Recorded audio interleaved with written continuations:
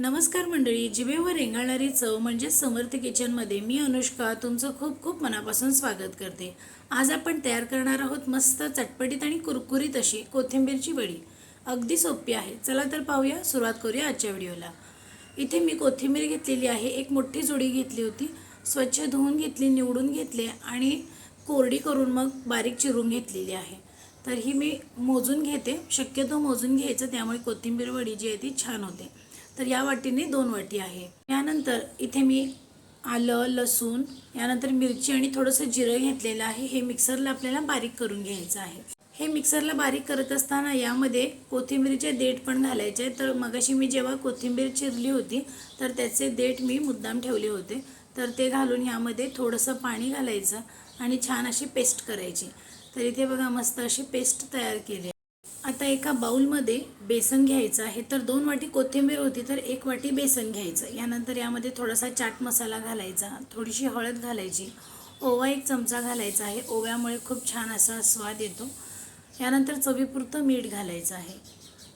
आता हे व्यवस्थित छान आधी मिक्स करून घ्यायचं। आता हे व्यवस्थित मिक्स करून घेतल्यानंतर यामध्ये पाणी घालायचं आहे।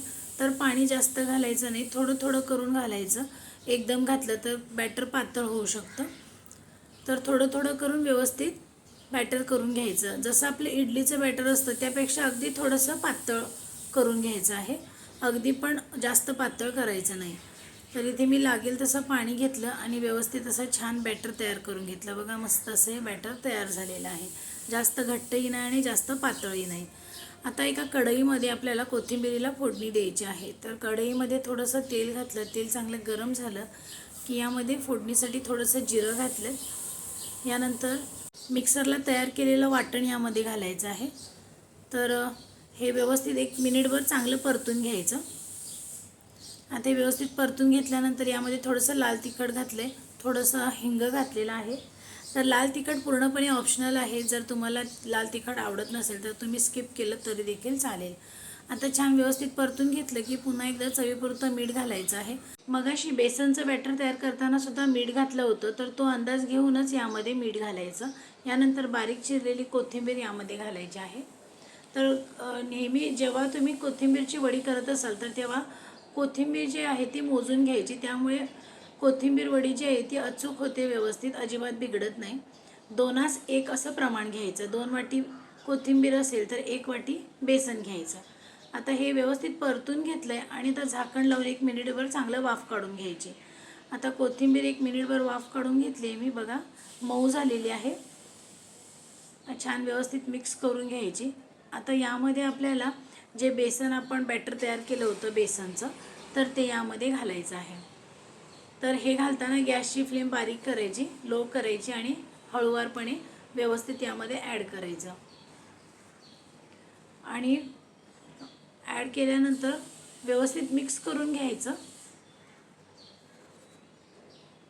तर सुरुवातीला हे बॅटर पातळ जरी वाटलं तरी हे थोड्या वेळाने आळून येतं। तर असंच एक 5 ते 7 मिनिटं छान असं शिजवून घ्यायचं यामध्ये। तर इथे बघा एक 10 मिनिटानंतर बघा मस्त असं बॅटर तयार झालेलं आहे, बघा छान असं शिजलेलं आहे कोथिंबीर बेसन।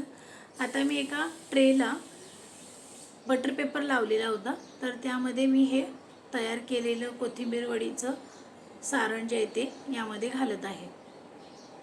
जर तुमच्याकडे बटर पेपर नसेल तर तुम्ही ताटाला तेल किंवा तूप लावून व्यवस्थित असं पसरवून घेऊ शकता। तर अशा पद्धतीने केल्यामुळे काय होतं की वडी एकसारखी होते। तर इथे बघा मी हे छान व्यवस्थित सेट करून घेतले। आता वरून तीळ घालायचे आहेत।